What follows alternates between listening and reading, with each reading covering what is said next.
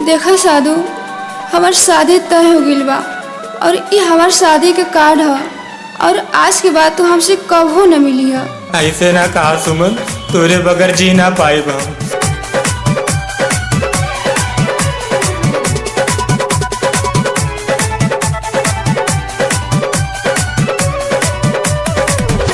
दिल में बसा के काहे जात बारू रानी, दिल में बसा के काहे जात बारू रानी।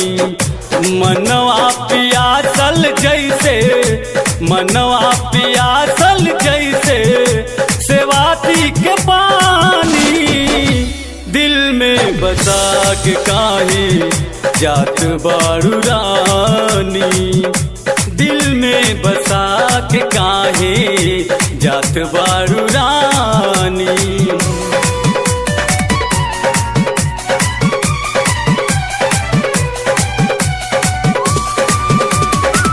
हमार पीछा कल छोड़ दा साधु, अब हम केहू और का अमानत है। कैलू करार तू भुला गईलू बतिया, एही के सोच सोच फाट मोर छतिया। कैलू करार तू भुला गईलू बतिया, एही के सोच सोच फाट मोर छतिया। फूल खिलल पतझड़, फूल खिलल पतझड़ बना दिहलु जानी। दिल में बसा के काहे जात बारू रानी, दिल में बसा के काहे जात बारू रानी।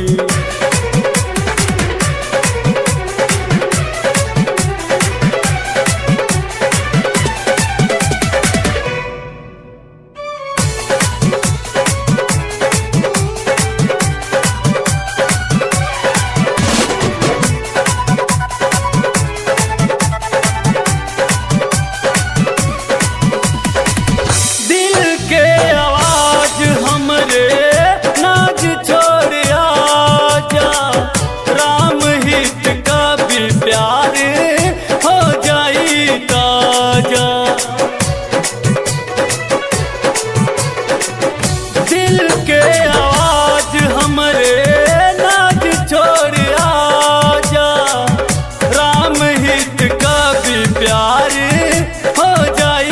ताजा।